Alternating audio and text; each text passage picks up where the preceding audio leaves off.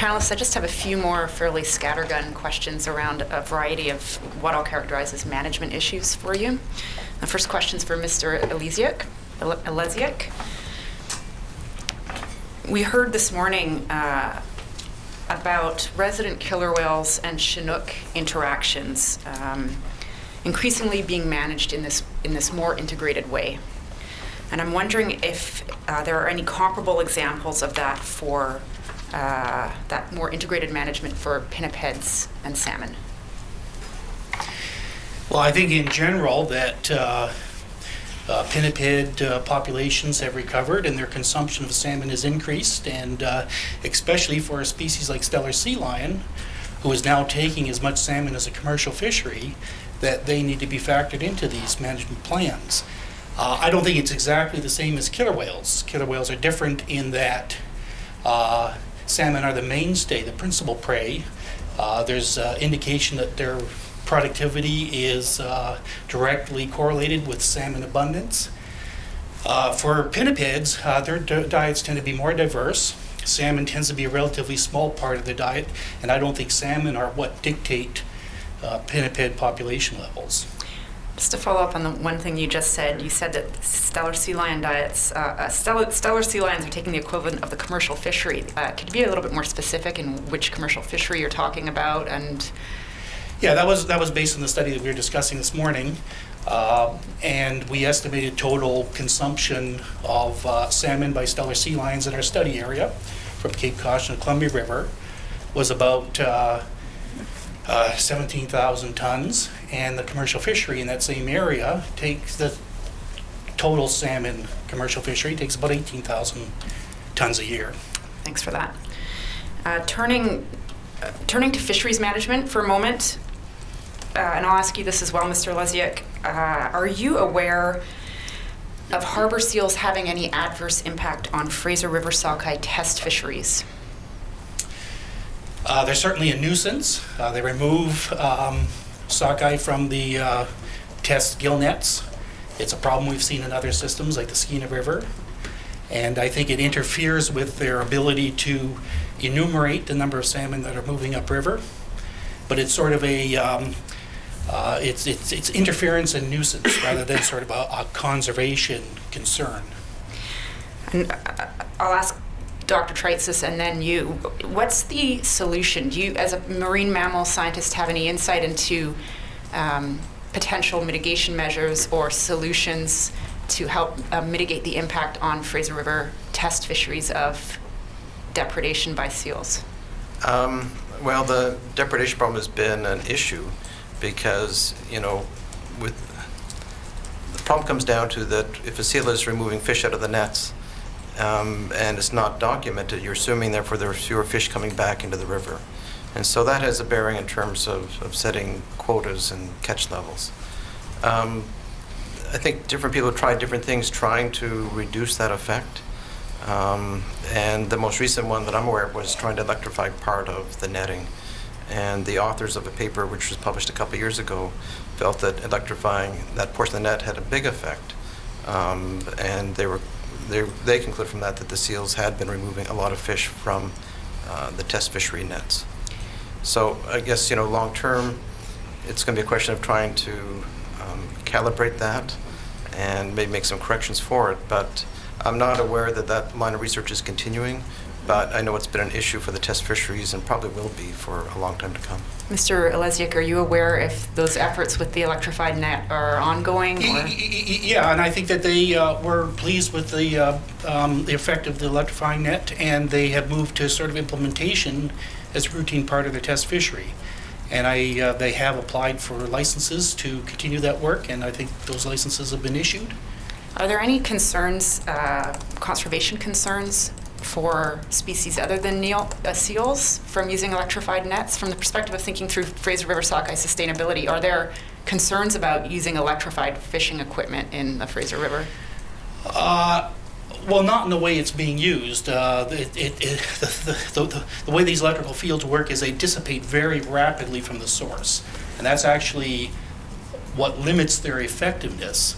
So they may be effective for, protecting a point source like a gill net, But when we experimented with electrified barriers in rivers to prevent seals from moving upriver, they were not effective just because the electrical gradient dissipated so rapidly that it was so strong that at the bottom where the electrodes were, it would prevent the passage of fish, and so weak near the surface of the seals passed unaffected.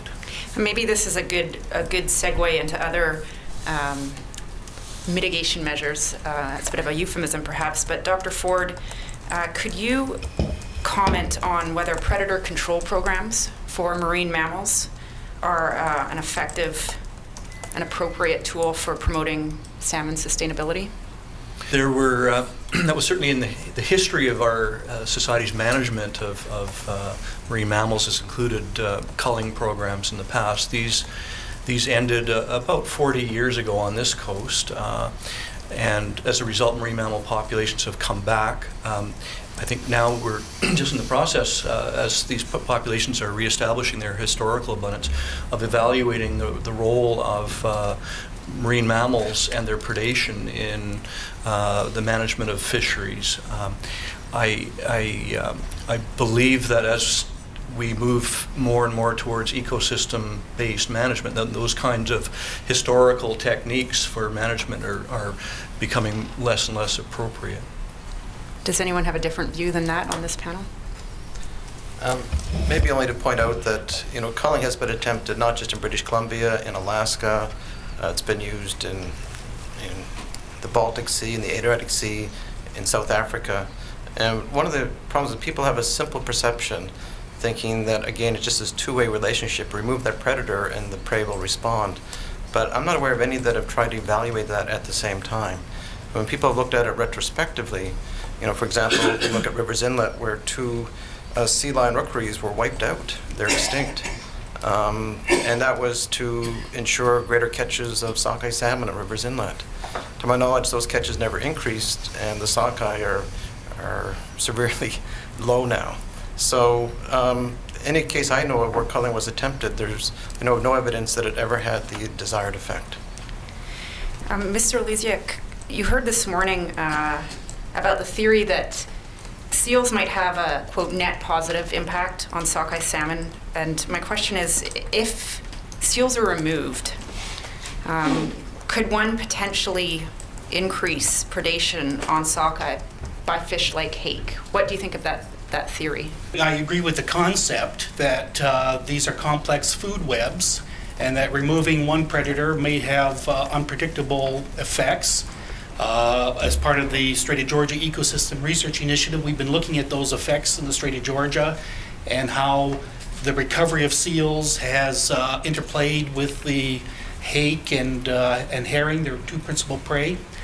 And it appears that seals have displaced hake now as a major fish predator in the Strait of Georgia. And we see less predation by hake on small juvenile herring and even juvenile hake.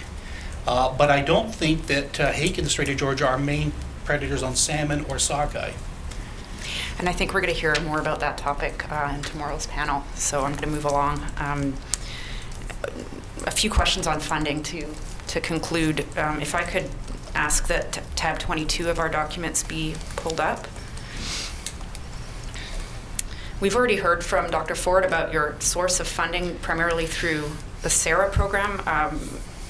Mr. Lysiak, I'm wondering how many staff are covered, permanent staff are covered by your budget? That would be one. And that would be you? Myself. So how many staff work in DFO Pacific region on pinnipeds? Specifically on pinnipeds would be myself in science. We have a marine mammal coordinator who is a pinniped expert that works on management issues. Right. I'm going to turn to your budget in one moment, but I have a document here on the screen. This is a summary of the annual budgets in my group's the cetacean research program, which includes sea otters, but not pinnipeds, over the last 6 years. Could I have this be marked as the next exhibit, please? Exhibit 791. And Mr. Lunn, if we could turn to the second part of tab 22.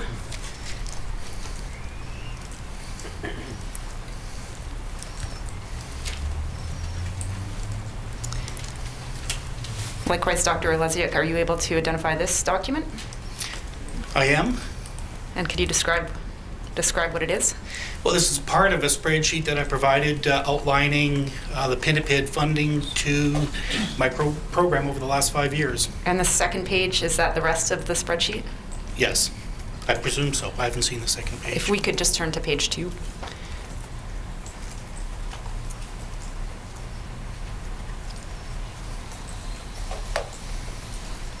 That's the remainder of the spreadsheet? Yes. And just so we're clear, this budget reflects only the work of one Pinniped scientist. Correct. I'd like to get one more document on the record regarding the cost of Pinniped research, and that is tab 23. Oh, I'm sorry, I should mark this document as the next exhibit. Exhibit 792.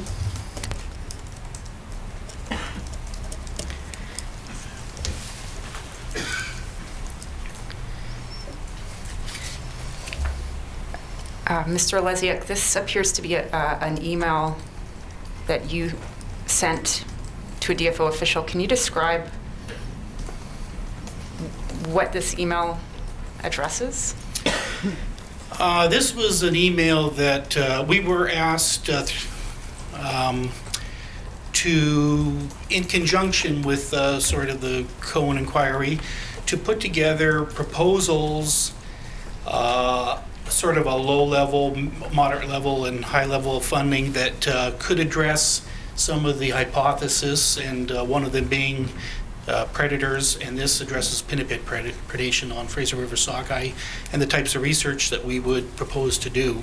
And that type of research, is that what is found at page 2 of this document and onwards? Yes. So this was a document you authored, Yes. and you're providing it to DFO managers as a estimate of the cost of the research that would be required to test those Fraser River sockeye hypothesis. Correct. Just, it was prepared for science managers. Thanks. Could we please mark this as the next exhibit? Exhibit 793. And my final question is for both Dr. Oleziak or Mr. Oleziak and Dr. Ford, and we've heard from both of you about the need to study 2 particular species if the concern is Fraser River sockeye. From Mr. Oleziak, we heard about the importance of stellar sea lions, and from Dr. Ford, I believe you indicated the need to study Pacific white-sided dolphins. My question is your recommendation to study those species, does that potentially, from your perspective as marine mammal scientists at DFO, does that potentially detract from more pressing marine mammal research priorities?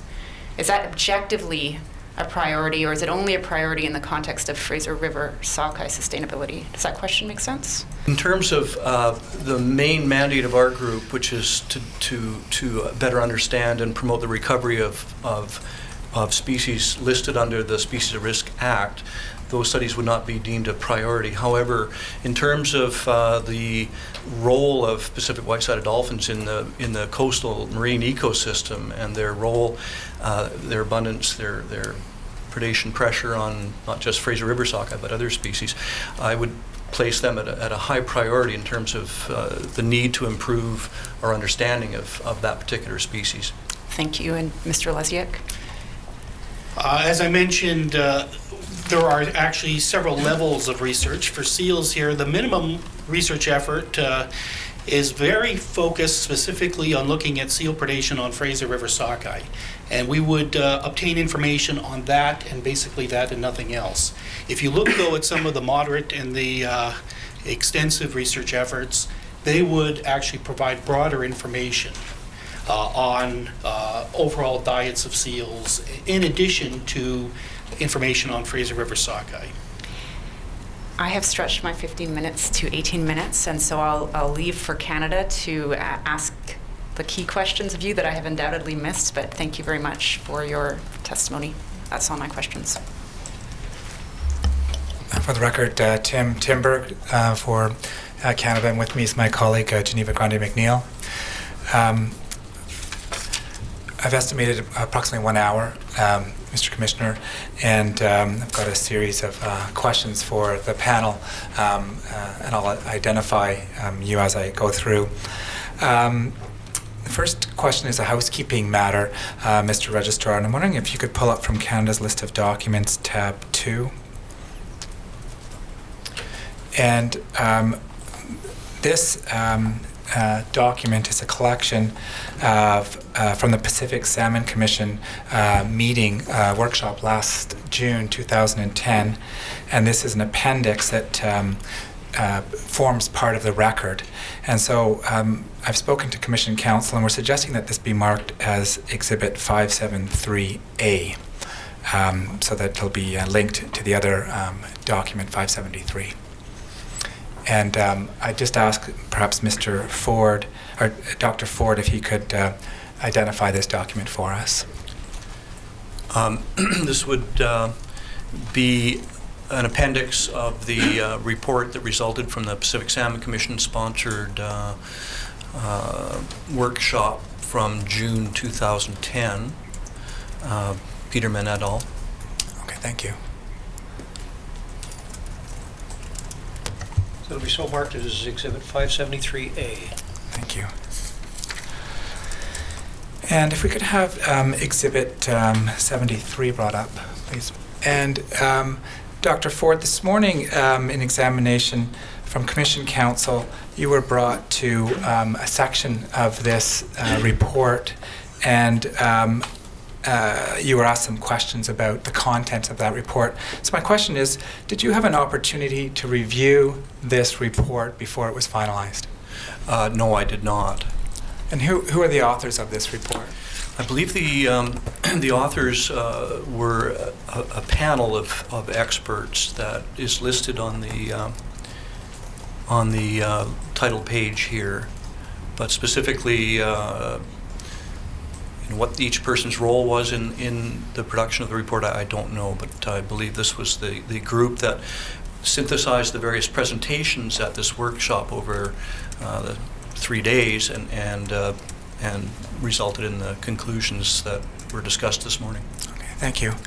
And Mr. Registrar, if we could then have Canada's list of documents, tab 13. Oh, it's Commission's list of documents, tab 13. I apologize. And so, Dr. Ford, this is the paper that you presented at the Pacific Salmon Commission workshop in 2010? It is. And if this could be marked up as the next exhibit? Exhibit I believe it's been 700. marked as an exhibit already? No? Oh, The deck was, was it?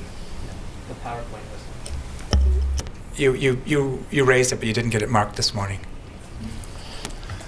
It'll be Exhibit 794. So for the assistance of the Commissioner, could you perhaps just provide a bit of an overview of your understanding of why that 2010 workshop on the causes of decline of Fraser River sockeye salmon was held? It was a workshop which brought together experts, technical specialists in various different fields to explore and evaluate the various different potential factors that could be implicated in causing or contributing to the decline of Fraser River sockeye, both in the long term and in the event in 2009. And there were a number of hypotheses that were addressed, including such things as oceanographic conditions and their influence, contaminant levels, pathogens, harmful algal toxic blooms, and predation was one of these hypotheses. So this is your paper here, and I understand that when you made your presentation, you discussed 7 marine mammals of 31 species that are known to exist in British Columbia. Is that a fair summary? Correct. And can you explain for the Commissioner why you focused on 7 marine mammals?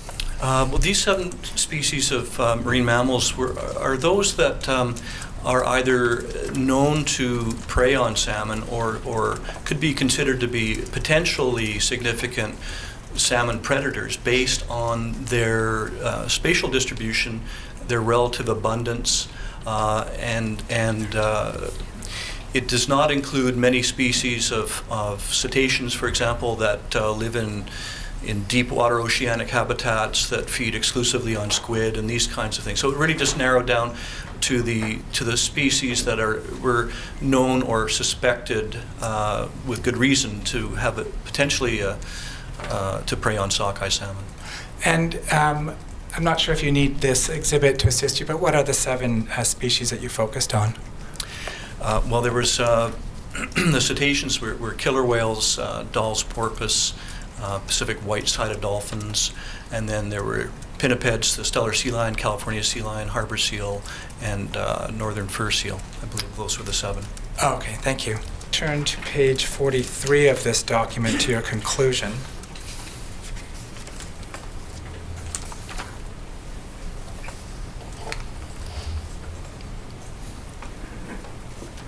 And so this overall conclusion is consistent, I think, with what you commented on this morning. And perhaps you can just talk about the concerns about lack of data, and then over the page you have a recommendation for further research needs. So this summarizes what you think would be of benefit to pursue the studies to understand these issues better. Yes. Well, the overall conclusion from a cetacean perspective was that the Pacific white-sided dolphin is poorly known in terms of its overall seasonal, its overall abundance, its seasonal distribution, its seasonal diet, and it was impossible to really assess its potential role in sockeye predation generally, and so that was a recommendation that that should be a data gap that would warrant some attention. And then for the Steller sea lions, there certainly it's the species, as already has been discussed, that is of the highest concern in terms of its potential role in salmonid predation. All right, thank you. And then I understand there's been subsequent follow-up to this meeting from June of 2010 at a DFO workshop held April 14th and 15th. And if we could have from Canada's list of documents, tab 46, please, Mr. Registrar.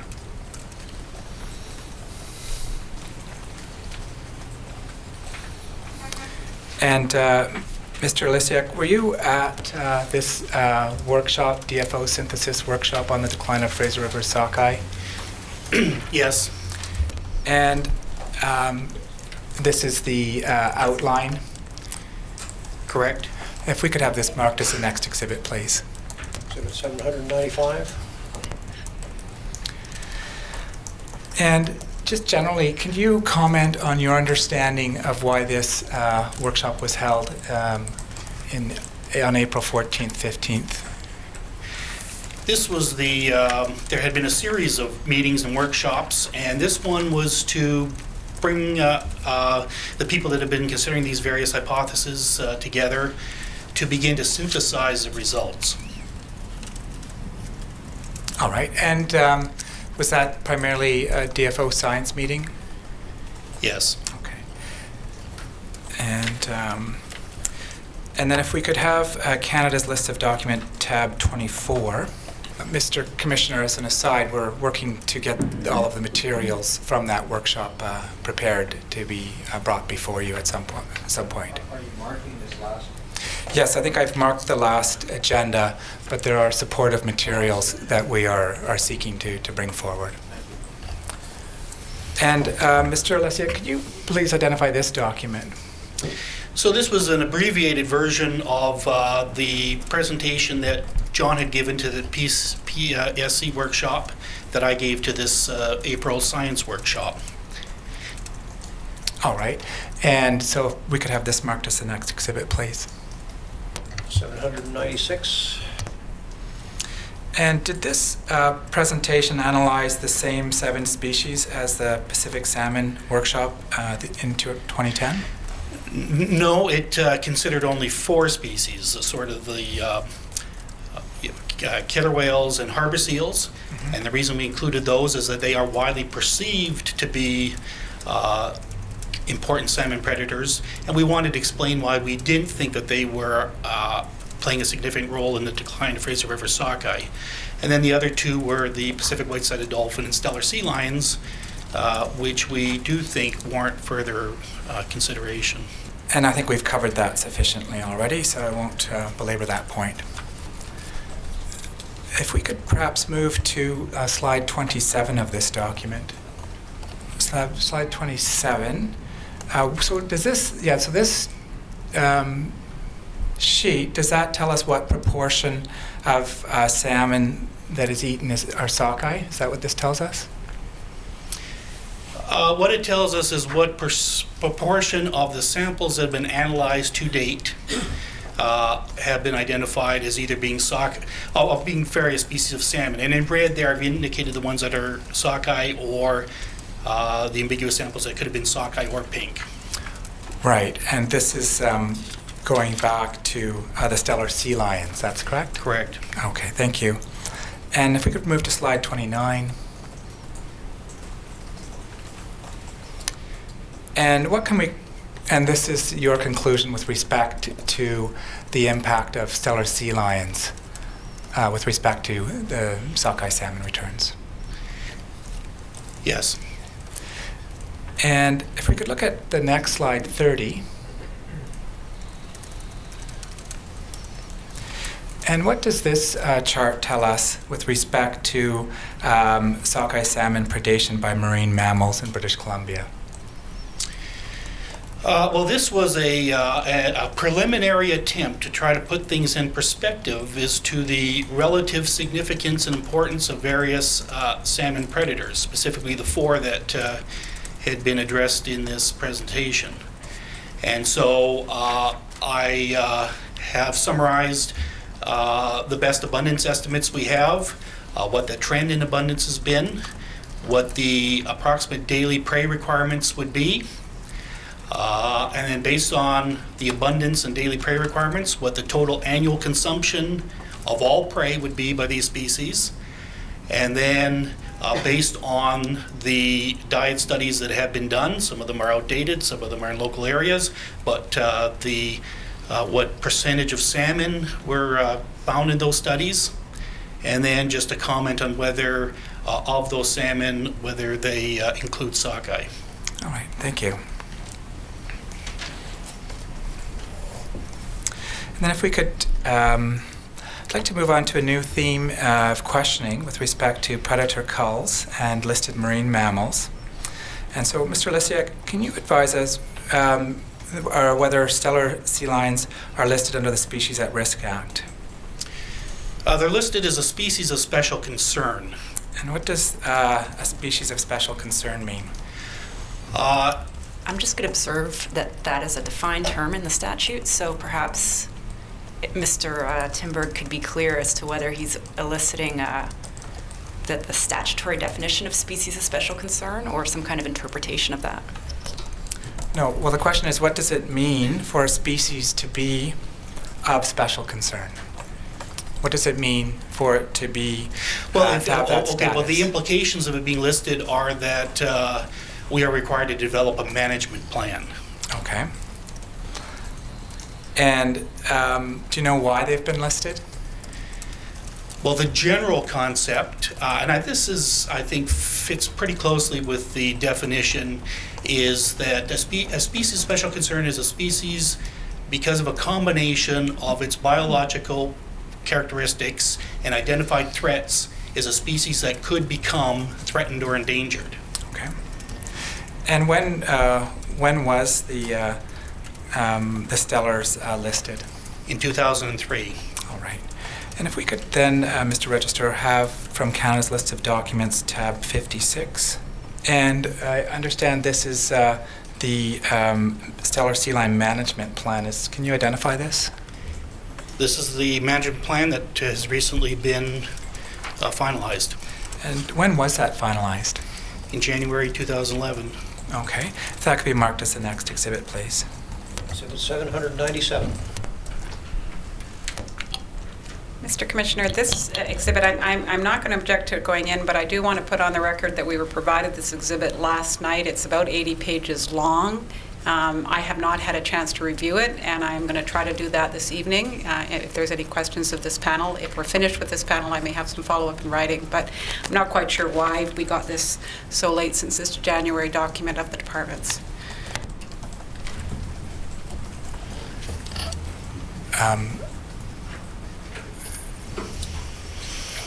I'll proceed, Mr. Commissioner, with using this document. I'm not certain why we have the late notice. I apologize for that.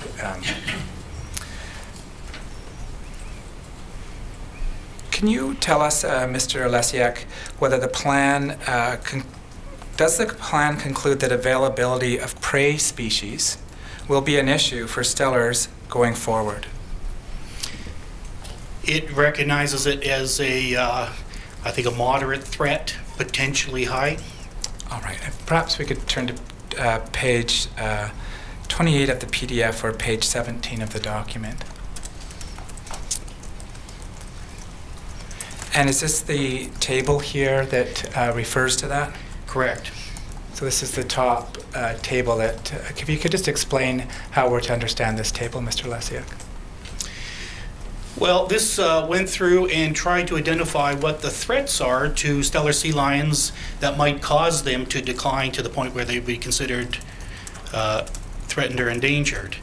And so for each, we had a workshop where we invited sea lion experts from various groups and countries, and identified what we thought were the threats, which age classes of animals would be potentially affected, what would be affected, whether it's what the actual threat would be, the severity of the potential population impact, how certain we were about the threat, and the current level of concern. In some cases, there had been historic threats that had been since mitigated, and then the potential for mitigating these various threats. Okay. And does the plan consider harvest management of fish species that stellars rely upon? It recognizes that there's significant overlap in their diet, and that fish abundance is likely to be a limiting factor, potential threat for stellar sea lions, and that anything that affects fish abundance could affect stellar sea lions. All right. And if we could turn to page 36 of the document or 47 of the PDF. And item section 2.3.2, is this the section then that speaks to the management of fish resources and fisheries that overlap with the diet of stellar sea lions? Yes, now this section of the document summarizes the various actions by science, by management, so forth, that would be taken to either research or mitigate these threats. And the first one under management is to continue to manage fishery resources and fisheries where they overlap with stellar sea lion diet. Okay. And to consider the dietary needs when changes are made to the fisheries management regimes. Okay. So this is similar to some of the work that was raised earlier this morning about the management of killer whales and their dietary needs for Chinook salmon. Yes. If we could then turn to page 37 of the document, or page 48 of the PDF. And so does the plan consider future research requirements? It does. And that's the section there, 2.3.3. Yes. And perhaps you could summarize what the future research requirements are. Well, there's a whole series of them. I think the one that's probably most relevant to the discussion here today is the need to address, obtain better information on the diet of stellar sea lions, particularly outside the breeding season during the winter, fall, spring. All right. Then, are there harvest controls on Stellars in place? Yes. And can you explain for the Commissioner what a nuisance license is? It's a license that's issued under the marine mammal regulations, or now the aquaculture regulations, that allows for the removal of nuisance seals. There's two categories. One are seals that are deemed to be a conservation threat to anadromous fish like salmon along their migration route through rivers and estuaries. And the second category are seals that are interfering with fishing operations. And fishing operations include gill nets, hatcheries, test fisheries, counting fences, so forth. All right. And does a nuisance license allow you to kill Stellar sea lions? No. Well, with the listing in 2003, Stellar sea lions were removed. So now the nuisance seal license only cover California sea lions and harbor seals. Okay, thank you. If we could then move to Exhibit 445, please. That's Canada's List of Documents, tab 17. To the bottom of page 20. And first, just for the assistance of the Commissioner, this is the last year's IFMP for the southern salmon area. And at the bottom of page 20 of last year's IFMP, it reads that DFO is currently developing SARA management plans for 4 marine mammals listed as special concern: offshore killer whale, harbor porpoise, gray whale, and Stellar sea lion. These plans, which will be posted on the SARA registry for public comment in 2010, describe species biology, distribution, and threats, as well as recommending potential actions to protect these species and mitigate impacts from key threats. Several key threats to these species include oil spills, chemical pollution, acute noise stress, reduced prey availability, habitat degradation, and fishing gear entanglement. So my question for Mr. Lestiak is, who at DFO can speak to whether or how the Stellar sea lion management plan objectives will be taken into account in the salmon IFMP moving forward?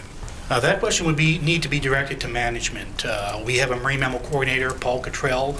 He used to also look after SARA issues. I'm not sure what the division of those responsibilities are, but I would refer that question to managers. All right. And perhaps on that note, you could just clarify your business relations between science and fisheries management. Well, I'm a science branch, and our role is to give science-based advice to managers, and to ensure that science decisions are made on sound factual information. And that advice is hopefully considered by managers along with the social, political, and economic factors in ultimately making management decisions. All right. And what's the general route of how you communicate with managers?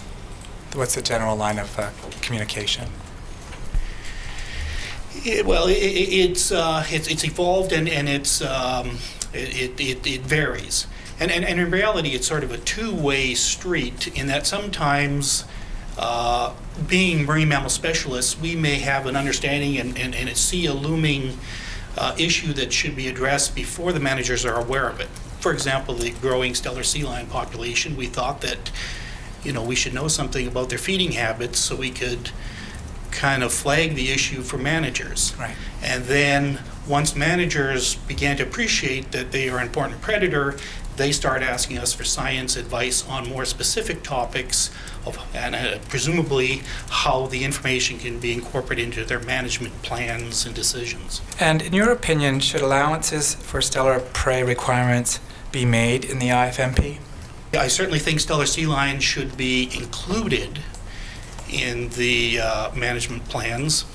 I'm not sure that we should be setting a quota or making an allowance specifically for sea lions. Like I mentioned this morning, unlike killer whales, Stellar sea lion populations right now are not being limited. They're not being limited by anything. They're growing exponentially. Right.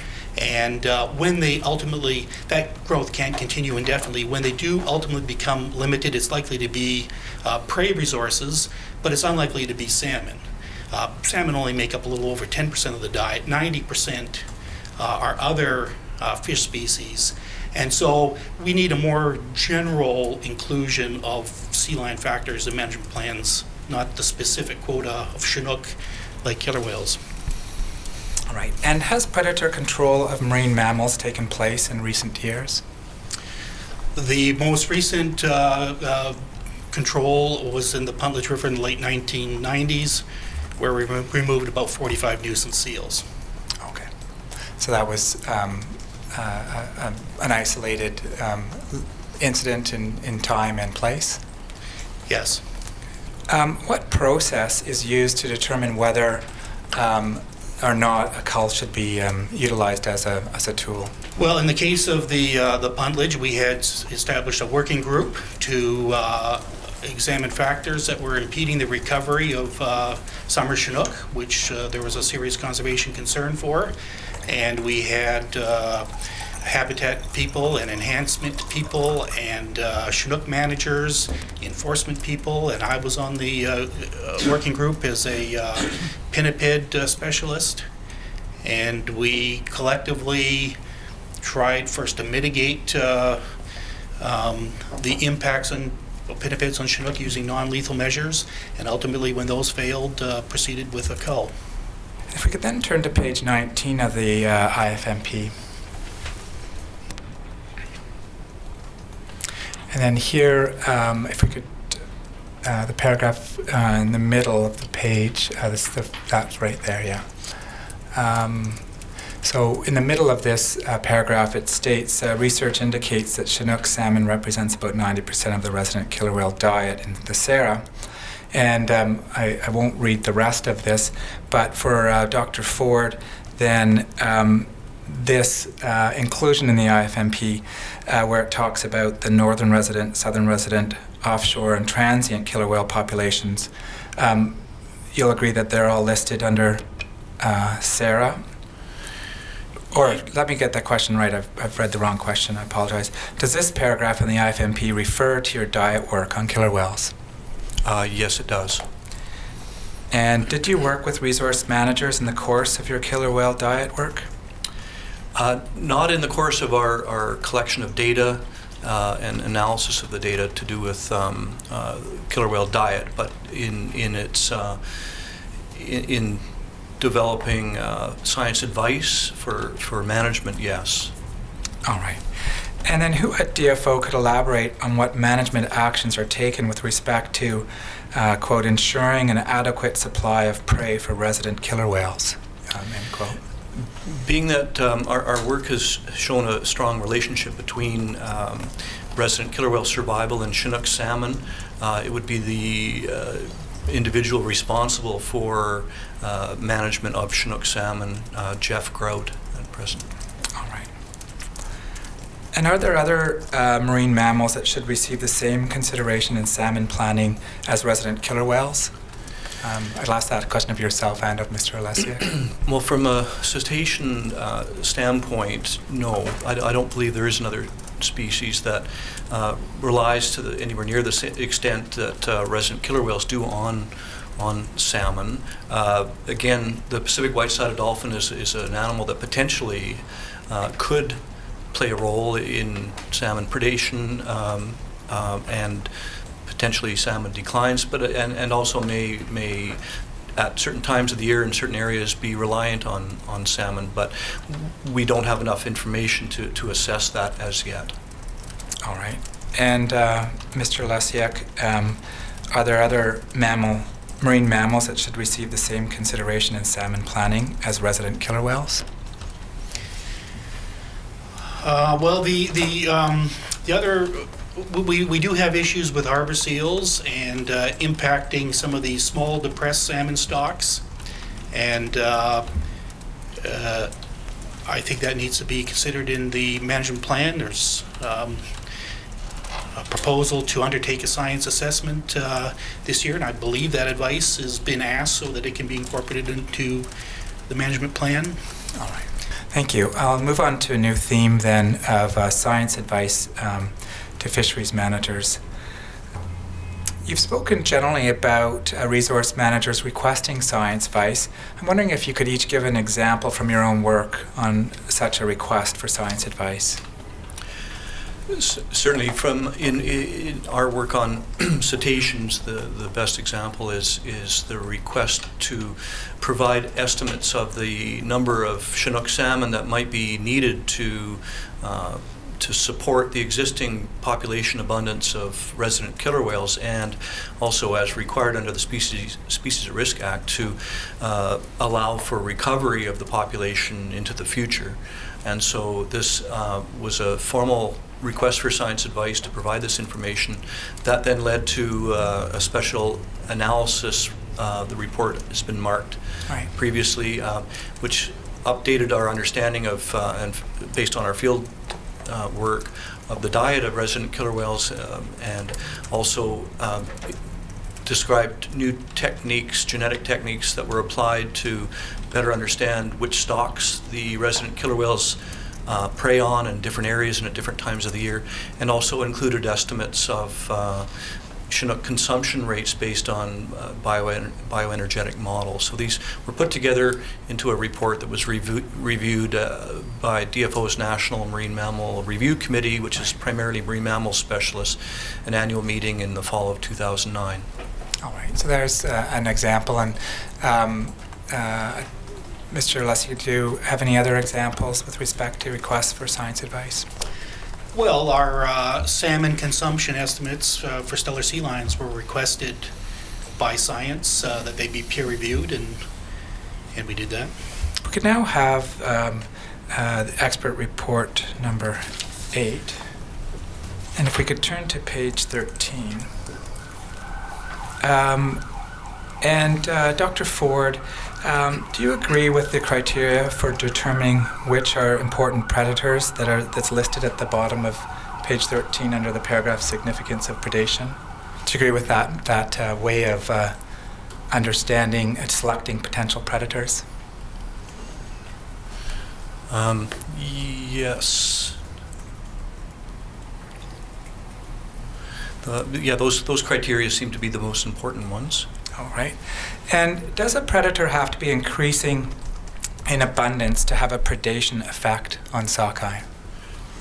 Not necessarily. It could involve a shift in the prey that species, that predator is targeting. I think that was raised this morning. All right. As well. Okay. And can there be cumulative predator effects on Fraser River sockeye salmon?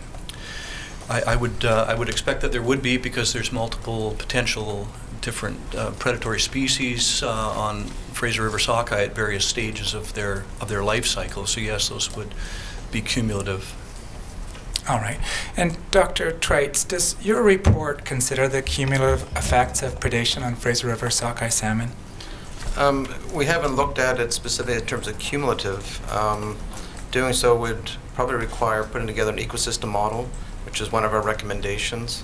And only in that way do I think we could truly evaluate the cumulative and indirect effects. Okay, so right now we just have the individual effects in your report. We have the individual effects, and then in our assessment we're looking at all 4 combined. So Okay. It isn't just relying on one. This first list here helps us to identify the key ones we need to look into further, but in the end it's assessing all 4 together. Okay. If we could turn to page 67. And the second paragraph there on killer whales states, quote, Chinook salmon appear to be less frequently eaten by resident-type killer whales in Alaska. Sockeye salmon have been estimated to form 12.5% of the overall killer whale diet in the central Aleutians, 6.4% in the eastern Aleutians, and 10% in the Gulf of Alaska. And Dr. Ford, do you agree with that assessment? Not in all respects. There is work that colleagues have been undertaking using conventional prey fragment sampling, as we have done, and observations of predation that have shown that the the specialization of the resident-type killer whales in southern Alaska, so that would include the areas of Prince William Sound, Kenai Fjords, and so on, where most of this work is taking place, is actually very similar in that Chinook are the preferred species, and subsequently, or other species are less so. Their samples are fewer in number. They have about 160 predation events that they've quantified, and there was only one sockeye in those samples. The study by Worthy that's referred to there, I do not. I don't believe that that's accepted in that it uses chemical tracers taken from the skin and blubber of stranded or biopsy sampled killer whales, and uses various statistical techniques to infer diet from those samples. It uses a technique that I don't believe is widely accepted. It's not been peer reviewed. At least that report was not peer reviewed.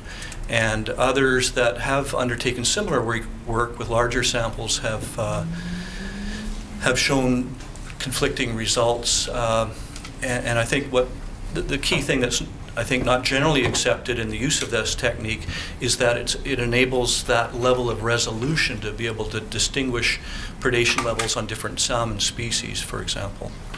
All right. And so to summarize that then, it's your, how would you summarize your observation with respect to Chinook salmon and killer whales diet up in the North Pacific? I would say that the evidence suggests that the population that's been studied in the eastern part of southern Alaska is very typical of what we see in this population here.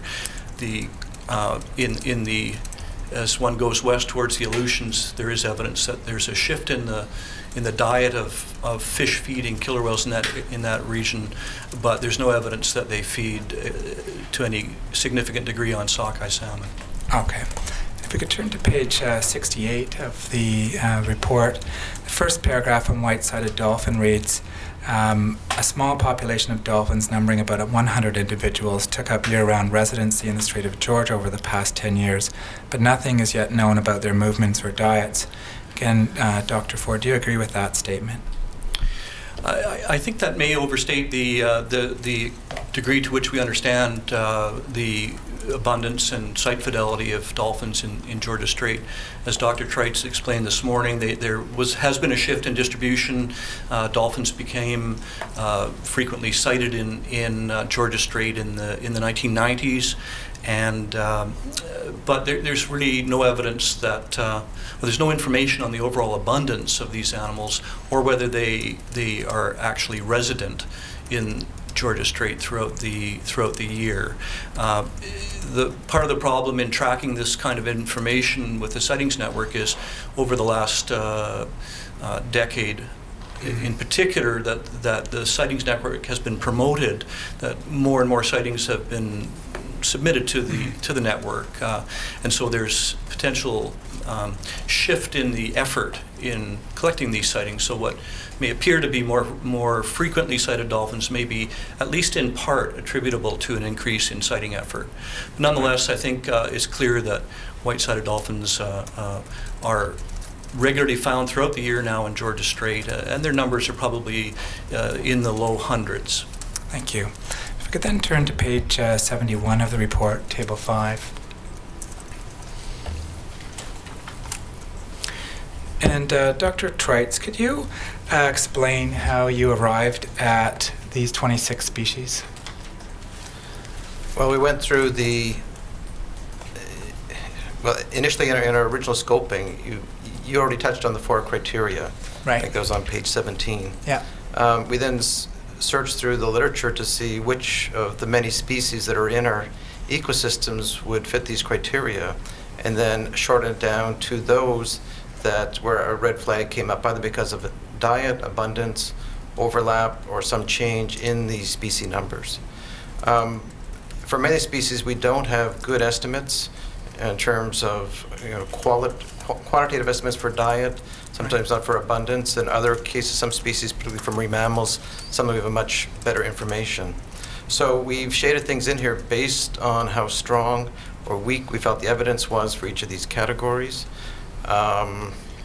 We were looking in terms of abundance since the 1980s, and out of that, we end up with essentially a scoring sheet here, Right. which we then use to evaluate which ones we feel were the most important. And then when you get to the final 6, are you looking at all of those categories, the 5 columns, or are you looking at just diet? We're trying to synthesize all, in this case, all 4 columns together. So Right. it is trying to come up with an overall qualitative assessment. And having heard from Dr. Ford and Mr. Lesiak, would you agree that their suggestion that white-sided dolphin should perhaps be included, and also their assessment with respect to stellar sea lions? In terms of white-sided dolphin, we're still down to essentially that one sample where we found, through the work from Kathy Heisey, 4 sockeye salmon. And so that's why we've shaded in with a gray color, is that there's some evidence that they could be.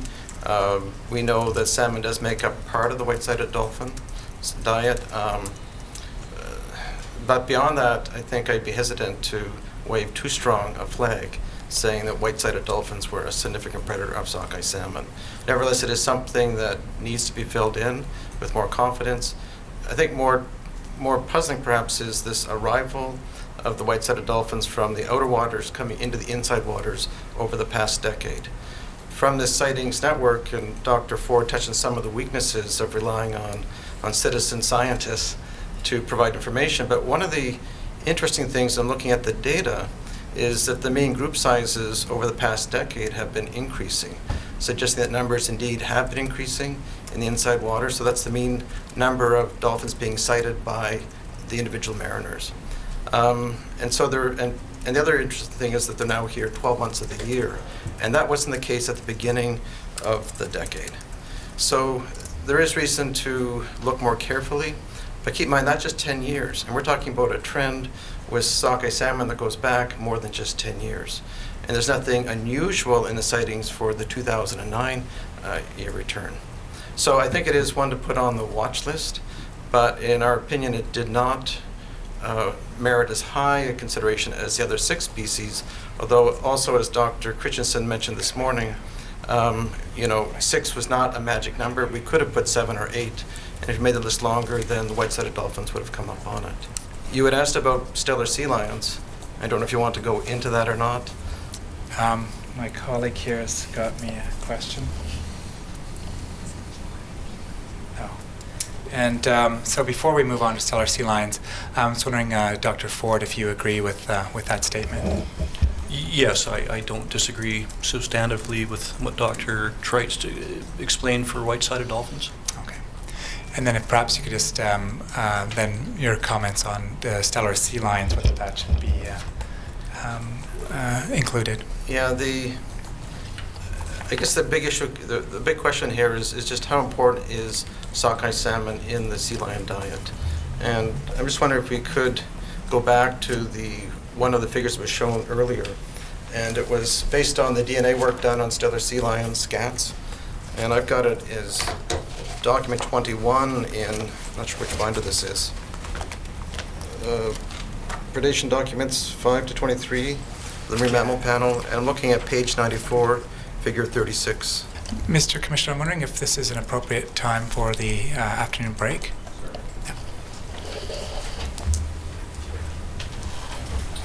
We're going to now recess for 15 minutes.